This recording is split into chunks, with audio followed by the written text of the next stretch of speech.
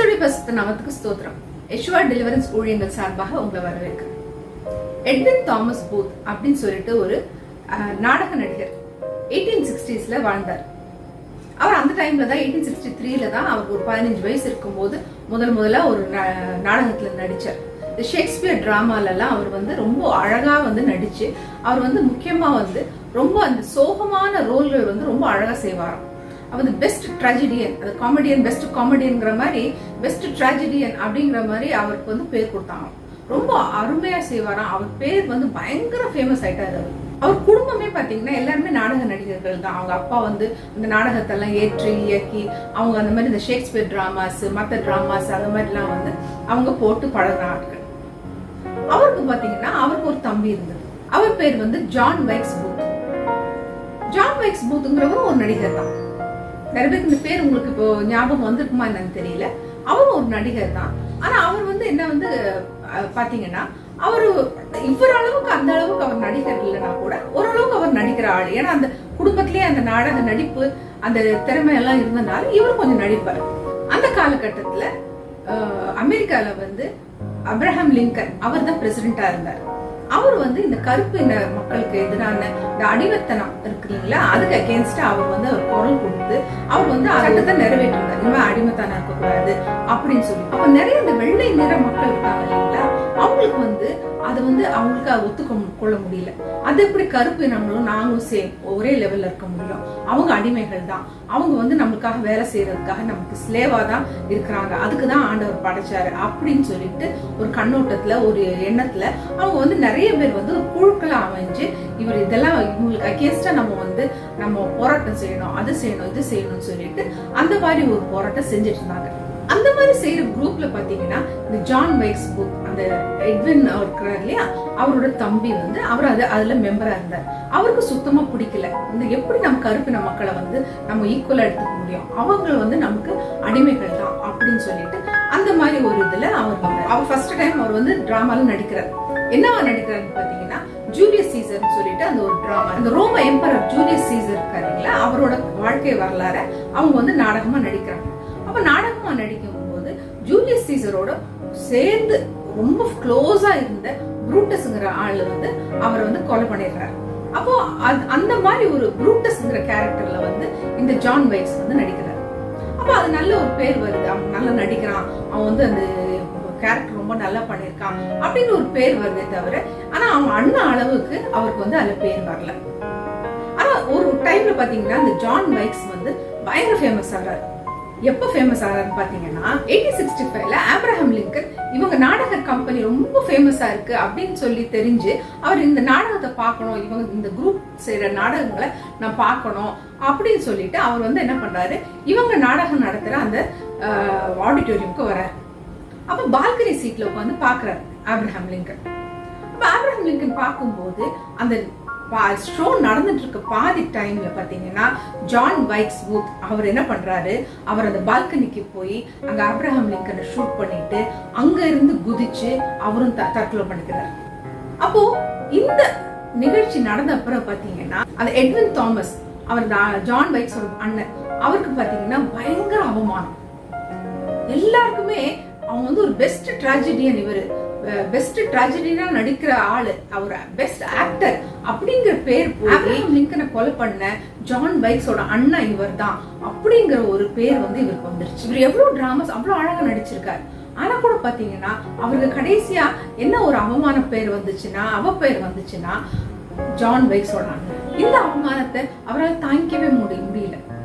அவர் ரொம்ப கூனி குறுகி அவர் வெளியே வரல. கிட்டத்தட்ட 6 மாசத்துக்கு மேல அவர் எந்த நாடகத்திலையும் நடிக்க போல, விட்டு வெளியே வரல. செய்த தவறு இவர் ஒண்ணுமே செய்யல. இவர் தம்பி இந்த மாதிரி ஒரு விஷயத்துல இன்வால்வ் ஆயிருக்காருன்னு அவருக்கு தெரியாது.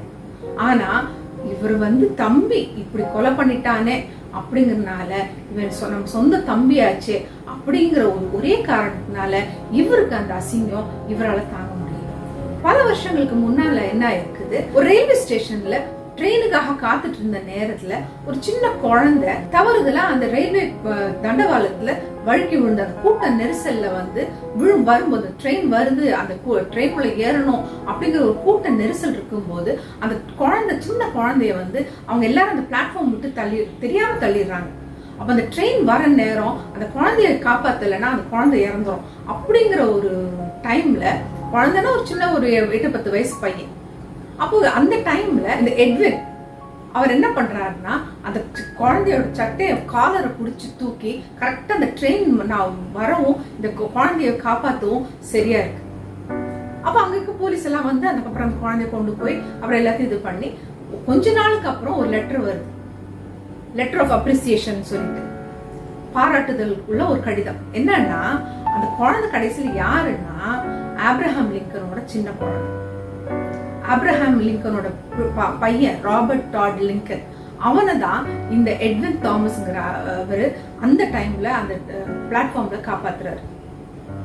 அந்த லெட்டர் ஆஃப் அப்ரிசியேஷன், அந்த பாராட்டுதலின் கடிதம் அவர் தம்பி வந்து ஆப்ரஹாம் லிங்கனை கொலை பண்ண அன்னைக்கு கூட அவர் கூட அந்த பாக்கெட்ல தான் வச்சிருக்காரு. அது மிகப்பெரிய ஒரு ஆனர். அதாவது அந்த லெட்டர் வந்து பிரசிடென்ட்டோட பையனையே நீ காப்பாத்திட்ட, உனக்கு வந்து பெரிய பாராட்டுகள் அப்படின்னு சொல்லி அது ஒரு பெரிய ஒரு மேன்மைய கூடிய ஒரு லெட்டர் அவன் கையில இருந்தாலும் அவன் தம்பி வந்து ஆப்ரஹாம் லிங்கனை கொலை பண்ணிட்டான், ஒரு கொலைகாரனோட அண்ணன் அப்படிங்கிற ஒரு அவப்பெயர் அவருக்கு வந்தனால அவருக்கு எங்கேயுமே அவருக்கு எதுலையுமே மேன்மை தெரியவே இல்லை. அப்போ இந்த அவமானம் அப்படிங்கறது ஒண்ணு பாத்தீங்கன்னா ஒரு மனுஷனோட வாழ்க்கையில ஏதோ ஒரு வழியில உள்ள வந்துருச்சுன்னா அந்த மனுஷனால திருப்பி வந்து மேல எழும்பி வர்றது ரொம்ப ரொம்ப ரொம்ப ரொம்ப கஷ்டம். ஐயோ இப்படி ஆயிடுச்சு, என் லைஃப் இப்படி போயிடுச்சு, எனக்கு இவ்வளவு அசிங்கம் ஆயிடுச்சு அப்படின்னு சொல்லி சொல்லி சொல்லி சொல்லி நிறைய பேர் டிப்ரெஷனுக்குள்ள போய் நிறைய பேர் வந்து தன்னோட உயிரை கூட மாச்சுக்கிறாங்க. எத்தனையோ நல்ல காரியங்கள் நடந்திருக்கலாம், எத்தனையோ நல்ல காரியங்கள் நம்ம சாதிச்சிருக்கலாம். ஆனா ஒரு சின்ன விஷயத்துல ஒரு அவமானம், ஒரு ஷேம், ஒரு டிஸ்கிரேஸ், அதனால என்ன ஆகுதுன்னா அந்த மத்த செஞ்சது எல்லாமே ஜீரோ ஆயிடும். ஒரு ஸ்கூல்ல வந்து இந்த முகாசி பாத்தீங்கன்னா இந்த இனவெறி அப்படிங்கிறது வந்து இந்த மேலை நாட்டுகள்ல ரொம்ப ஜாஸ்தி. அமெரிக்க ஐக்கிய நாடுகள் எல்லாம் பாத்தீங்கன்னா இந்த இனவெறி, இந்த ரேசிசம் அப்படிங்கிறது வந்து ரொம்பவே ஜாஸ்தி. ஒரு ஸ்கூல்ல வந்து 5ஆம் கிளாஸ் படிக்கிற ஸ்டூடெண்ட்ஸ் மத்தியில பாத்தீங்கன்னா ஒரு குழந்தைய அவங்களே தள்ளி வச்சுட்டாங்க. அந்த குழந்தைகிட்ட யாருமே பேசுறது இல்ல. அந்த குழந்தை பேர் எலிசபெத். அந்த எலிசபெத் கிட்ட யாருமே பேசுறது இல்ல, எதுலயுமே அவங்க சேர்த்துக்கிறது இல்ல. எதுக்குன்னா அவங்க ஒரு கருப்பினத்தை சேர்ந்தவங்க. அதனால என்ன பண்ணிட்டாங்க, அந்த குழந்தைய எல்லா விஷயத்திலயும் ஒதுக்கி வச்சு சாப்பிடுறது கிடையாது, உட்கார்றது யாரும் கூட உட்கார்றது கிடையாது, பேசுறது கிடையாது, விளையாடுறது கிடையாது, படிப்புல சேர்த்துக்கிறது கிடையாது, எந்த விஷயத்திலுமே அவங்க சேர்த்துக்காம அவங்கள ஒதுக்கி வச்சாங்க. அப்ப இதுக்கு வந்து லீடர் அந்த அவங்க புள்ளி பண்றது, அவங்கள வந்து கேலி பண்றது, அவங்கள வந்து மட்டம் தட்டுறது அப்படிங்கறதுல வந்து ஒரு பையன் வந்து ரொம்ப அவங்க ஒரு லீடர் மாதிரி இருந்து அவன் தான் எல்லாத்தையும் செய்வான். அவங்களுக்கு சின்ன சான்ஸ் கொடுக்க போனாலும் அவன் அதுக்கு அகேன்ஸ்டா இருப்பான். அந்த மாதிரி பண்ணிட்டு இருந்தான். அப்ப பாத்தீங்கன்னா கொஞ்ச நாள் அந்த வருஷம் அப்படி போக போக பாத்தீங்கன்னா அவங்க ஸ்கூல் பிரின்சிபல் வந்து மாறினாங்க. முதல்ல இருந்த பிரின்சிபல் வந்து இந்த பையனை வந்து ரொம்ப என்கரேஜ் பண்ணுவாங்க. இந்த மாதிரி இனவெறிக்கு அகேன்ஸ்டா வந்து நீ செய்யறது correct, come on do it அப்படிங்கிற மாதிரி அவங்க மாற்றப்பட்டு அதுக்கப்புறம் ஒரு பிரின்சிபல் வந்திருக்காங்க. அந்த பிரின்சிபல் என்னன்னா இந்த இனவெறிக்கு கம்ப்ளீட்டா அகேன்ஸ்டா பிரின்சிபல். அப்போ அந்த சின்ன வயசுல அந்த குழந்தைங்களுக்கு இல்ல இது தவறு, இப்படி செய்யக்கூடாது, அவங்களை அவமானப்படுத்தக்கூடாது, அவங்களை அசிங்கப்படுத்தக்கூடாது, அவங்களும் நம்மள மாதிரி ஜனங்கள் தான் அப்படி சொல்லி சொல்லி சொல்லி சொல்லி அவங்களை எப்படி நீங்க விளையாட்டுல சேர்த்துக்கணும், அவங்களை எப்படி இந்த ப்ராஜெக்ட்ல சேர்த்துக்கணும், அவங்களை எப்படி படிப்புல சேர்த்துக்கணும் அப்படின்னு சொல்ல சொல்ல சொல்ல சொல்லி சொல்லி அந்த குழந்தைங்களோட மனசுல படிஞ்ச வில்லிங் கேரக்டரை அது வந்து வெறுப்பேற்றுறது, அந்த கீழ்த்தனமா பாக்குற ஒரு கேரக்டரை அவங்க மாத்தி கடைசியில பார்த்தா அந்த ஸ்கூல் வந்து ரொம்பவே ஒரு நல்ல ஸ்டாண்டர்டுக்கு அந்த பிரின்சிபல் கொண்டு வந்தாங்க. ஆனா அந்த குழந்தை கடைசி வரைக்கும் அந்த அவமானப்பட்டதுனால, அந்த எலிசபெத்ங்கிறவங்க அவமானப்பட்டதுனால கடைசி வரைக்குமே அவங்களுக்கு வந்து அதை விட்டு முழுமையா அவங்களால வெளியில வர முடியல. அந்த ஹர்ட் அவங்களுக்குள்ள இருந்துட்டே இருந்திருக்கு. அது சின்ன வயசுல பட்ட காயம் பெரிய ஆனப்போ கூட அவங்களுக்கு வந்து அதை மறக்கவே முடியல அப்படின்னு சொல்லிட்டு ஒரு இடத்துல சொல்றாங்க. அப்ப நம்ம லைஃப்ல கூட நம்ம பாத்தீங்கன்னா எத்தனையோ விஷயங்கள் நம்ம நிறைய சாதிச்சிருப்போம். ஆனா பாத்தீங்கன்னா ஒரு சின்ன விஷயம் நம்மளை வந்து ரொம்ப மனசு ஒடிய வச்சுட்டு, நம்மளை அசிங்கப்படுத்த வச்சுட்டு, நமக்கு ஏன் இப்படி ஒரு நிலைமை, ஏன் இப்படி அவமானப்பட்டுட்டோம், ஏன் நமக்கு அவமானம் ஆயிடுச்சு அப்படின்னு சொல்லிட்டு ரொம்பவே நம்ம வருத்தப்பட்டு நம்ம வந்து இருக்கிறத பார்க்கணும்.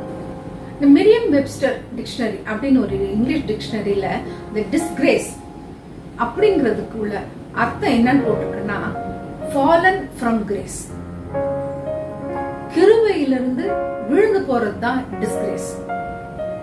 அப்போ கர்த்தரோட கிருபையில இருந்து நம்ம என்னைக்கு விழுந்து போறோமோ அன்னைக்கு நம்ம லைஃப்ல கண்டிப்பா அந்த அவமானங்கள், நிந்தைகள் கண்டிப்பா வரும். அவரோட கிருபைக்குள்ளாக நம்ம மறைந்து இருக்கும் போது நமக்கு வந்து எந்த அவமானமும் வராது. பிசாசு பாத்தீங்கன்னா ஒரு விஷயத்திலயும் நம்மளை அவமானப்படுத்துறதுக்குன்னே இருப்பான், நம்மளை குறை சொல்றதுன்னே இருப்பான், நம்மளை அசிங்கப்படுத்துறதுன்னே இருப்பான். ஆனா இயேசு கிறிஸ்து அவரை வந்து நம்ம எப்பவுமே அவரோட கரத்துல நம்ம ஏந்தி நம்ம எல்லா அவமானத்தையும் ரத்தத்தினால நம்ம கழுவி நம்மள வந்து ஒரு முழு மனுஷனா நம்ம மாற்றுறாரு. நம்மளோட எல்லா அவமானத்தையும் அவர் வந்து சிலுவையில அவர் வந்து எல்லாத்தையும் அவர் வந்து தாங்கிட்டார். அவர் எல்லாத்தையும் அவங்க ஒழிச்சு போட்டுட்டார். Loss of grace, fallen from grace, அதுதான் டிஸ்கிரேஸ், அதுதான் அவமானம். கிருபையை நம்ம விட்டு விடுறது, கர்த்தர் கொடுக்குற கிருபையை விட்டு விடுறது, கர்த்தரோட கிருபையிலிருந்து நாமளா விழுந்துடுறது. மத்தவங்க என்ன செஞ்சாலும் அது நமக்கு அவமானம் எல்லாம் கிடையாது. ஆக்சுவலா பார்க்க போனீங்கன்னா எட்வின் தாமஸ் பாத்தீங்கன்னா அவர் ஒரு ஆஸ் எ பர்சன், தனி ஒரு மனிதனா பாத்தீங்கன்னா அவர் ஒரு நல்ல சிறந்த ஒரு நடிகர், சிறந்த ஒரு மனுஷன். ஏன்னா அந்த சார போற குழந்தைய அவர் காப்பாத்தினார். அவருக்குன்னு ஒரு கேரக்டர் வந்து இஸ் எ பெஸ்ட் மேன். ஆனா இவர் தம்பி கூட அசோசியேட்னால அவருக்கு அவமானம் கிடையாது ஆக்சுவலா. ஆனா அவர் அதை ஏத்துக்கிட்டார். நிறைய விஷயங்கள் நம்ம லைஃப்ல கூட நமக்கு வந்து சம்பந்தம் இல்லாம விஷயங்களா இருக்கும். ஆனா நம்மளே தூக்கி போட்டுக்குவோம். அவங்க செஞ்சனால எனக்கு அது அசிங்கமா போச்சு, அவங்க இப்படி செஞ்சதுனால எனக்கு அசிங்கமா போச்சு. நீங்க கர்த்தருக்குள்ள அந்த கிரேஸ்க்குள்ள இருந்தீங்கன்னா உங்களுக்கு வந்து if you are not fallen from the grace, you will never be disgraced. உங்களுக்கு அந்த அவமானம் எப்பவுமே கிடையாது. கர்த்தர் உங்களை பாதுகாத்திருக்கிறார். சிம்சன் பாத்தீங்கன்னா கர்த்தரோட கிருபையில இருந்து அவன் விழுந்து போறான். தெலீலால்க தேடி போய் தெலீலாலுக்காக தன்னோட ரகசியத்தை எல்லாம் சொல்லி, என்னோட பலன் எங்க இருக்கு, இங்கதான் இருக்குது அப்படின்னு சொல்லி கர்த்தருக்கு முன்னால அவளை வச்சு, அவதான் முக்கியம், எனக்கு அவதான் தேவை அப்படின்னு சொல்லிட்டு கர்த்தர் வந்து அவனோட பலன் எங்க வச்சிருக்கிறாரு அப்படி இப்படிங்கிற எல்லா சீக்கிரட்டையும் பாத்தீங்கன்னா தெலீலால்கிட்ட சொல்லி கர்த்தரோட கிருபையில இருந்து விழுந்துடுறான். விழுந்த உடனே அந்த பெலிஸ்தீர்கள் எல்லாரும் சேர்ந்துச்சு அவனை வந்து கடைசியில கொலை பண்றான். அவன் சாவர அளவுக்கு அவன் போயிடறான். ஆனா மறுபடியும் கடைசியா ஒரு வாட்டி கர்த்தரோட கிருபை அவன் கேட்கறான். கர்த்தர் அவனுக்கு அந்த பலனையும் அந்த கிருபையும் மறுபடியுமாக கொடுத்து அவனை வந்து he makes him shine. எவ்வளவு ஆழத்துல நம்ம கீழே நம்ம ஒரு அசிங்கத்துல விழுந்தாலும் கர்த்தர் ஒரே நொடியில நம்மளை தூக்கி எடுத்து கண்மலை மேல நிறுத்துற ஆண்டவர் இருக்கிறார்.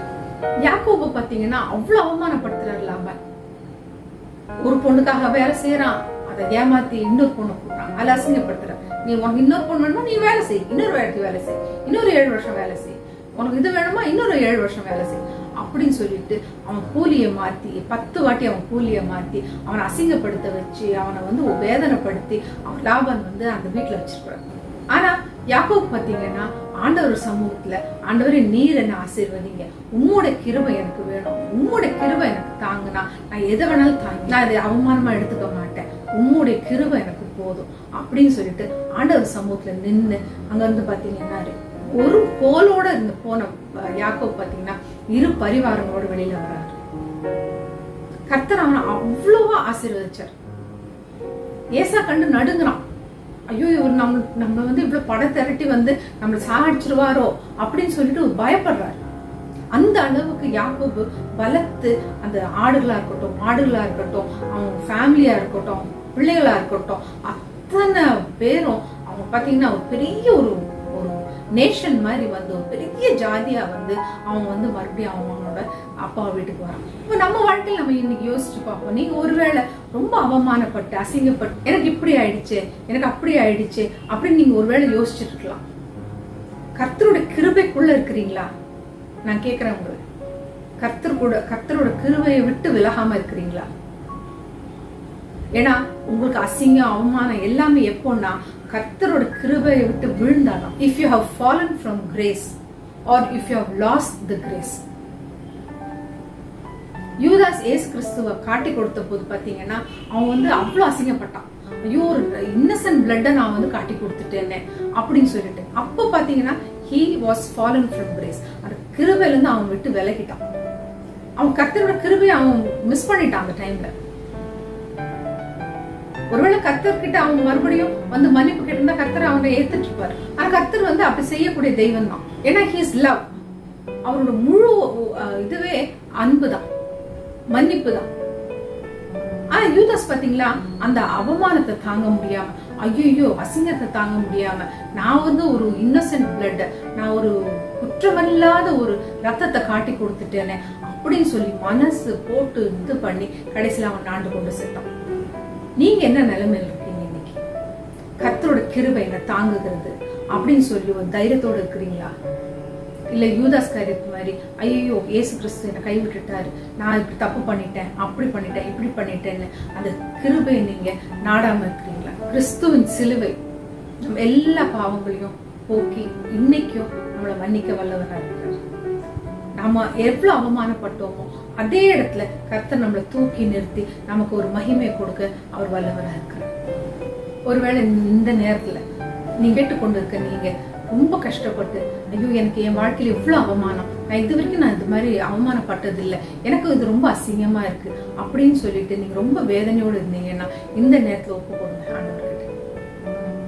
கர்த்தாவே என்ன ரட்சிங்க, கர்த்தாவே என்ன இந்த அவமானத்துல இருந்து தூக்கி எடுங்க, நான் ரொம்ப ஒரு ஒழியான சேற்றுக்குள்ள இருக்கிறேன்ப்பா, என்னை தூக்கி ஒரு கண்மலை மேல என்ன நிறுத்துங்கப்பா அப்படின்னு சொல்லிட்டு ஒப்பு கொடுப்போமா? இந்த நேரத்துல கண்களை முடிச்சு, கர்த்தாவே நன்றி அப்பா. ஓ, ரொம்ப அவமானப்பட்டுட்டேன்ப்பா, என் வாழ்க்கையில ரொம்ப அசிங்கப்பட்டுட்டேன்ப்பா.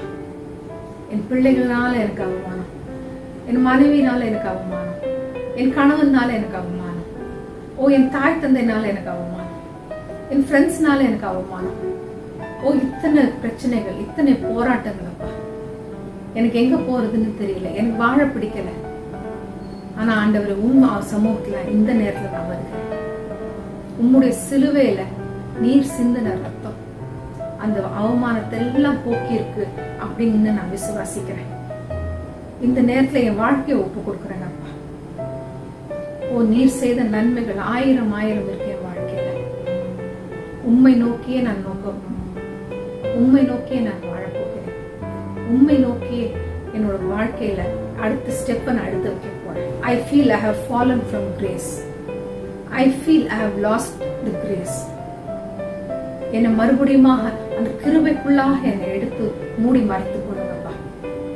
உம்முடைய கிருபை எனக்கு வேணும், உம்முடைய கிருபை மாத்திரம் எனக்கு வேணும்ப்பா. ஹல்லேலூயா. இயேசுவே இந்த நேரத்தில் கூட உம் சமூகத்துல வருகிறேனப்பா. கேட்டுக்கொண்டு ஒவ்வொருத்தையும் ஆசீர்வதிங்கப்பா. ஓ அவர் எந்த அவமானத்துல இருக்கிறாங்களோ, என்ன டிஸ்கிரேஸ்ல இருக்காங்களோ அது எல்லாத்தையும் நீக்கி உன் ரத்தத்தால கழுவி அவளை ஒரு முறை கூட சுத்திகரிச்சு உம்முடைய பிள்ளையாக உம்முடைய கருத்துக்குள்ளாக உன் கிருபைக்குள்ளாக மூடி மறைத்து அவர்களுக்கு ஒரு நல்ல வாழ்வை நீங்க ஆசீர்வதித்து கொடுங்க. எல்லாவரையும் காத்துக்கொள்ள வழி நடத்துங்க. இயேசு நாமத்தில் பிதாவே, ஆமென். தொடர்ந்து கூட எங்க சேனல்ல பாருங்க, வீடியோஸ் பாருங்க, லைக் பண்ணுங்க, கமெண்ட் பண்ணுங்க, ஷேர் பண்ணுங்க. கர்த்தர் உங்களை ஆசீர்வதிப்பார். ஆமென்.